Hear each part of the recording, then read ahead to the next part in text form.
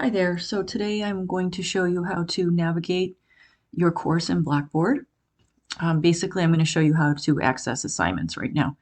And for this course, you actually have two courses that you're working with in tandem, Critical Thinking and English Comp, as you can see here on my menu. So I'm going to show you how to do this in one course because it's the same process for each course. So I'm going to select English Comp 1. And once you're into the course, you will see that you have this menu on the side.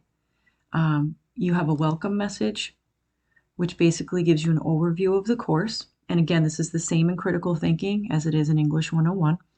It has some links on how to get started and some steps to follow. You have a course information page, which gives you a description of the course and the objectives of the course, along with a link for the syllabus. We have an announcements page, which I will use frequently. I will usually post an announcement once a week, so you should always read those. And then importantly, we have course content, and this is the menu that you're going to find all of your assignments in. So I'm going to select that. And once the course content page opens, you will see these boxes here, which are modules. We have 4 modules in the course, and I'm just going to scroll down and show you those real quick. And there are 4 modules in the philosophy course as well in critical thinking. And all of the assignments align. So if we have Unit 1 and we work through Unit 1 in a span of 2 weeks, it will be the same for critical thinking as well. We'll have 2 weeks where we'll work on Unit 1.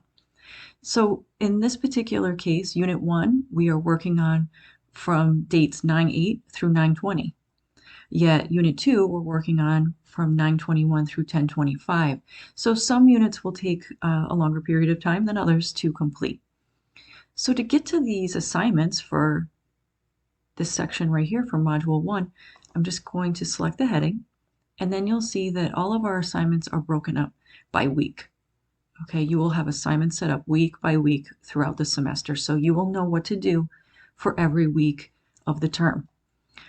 For example, this folder right here has all your assignments to do for the first week of class for 9/8 through 9/13.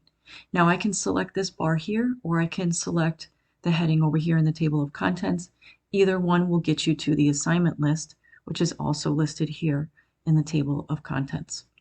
So I'm going to go ahead and select that, and the folder will open up, and you will see your reading and viewing assignments, any discussion boards, tests, writing assignments, writing labs. If it's philosophy, you will see thinking labs and discussion boards primarily, and a couple tests. So the first thing you'll always do is go to your reading and viewing assignments. Of course, I always recommend that you just kind of peruse all the assignments that you're going to be doing so you have an idea of what is ahead and what these reading assignments are going to be covering. So you will check these out first. Sometimes you'll view a PowerPoint, sometimes you'll read an article or a book chapter, sometimes you'll watch a video. So, but all those will be listed here. And generally speaking, you will need to complete everything in these reading viewing assignments before you can complete any other assignment for the week. So you'll complete those first, and then you will go to each of your assignments and complete them.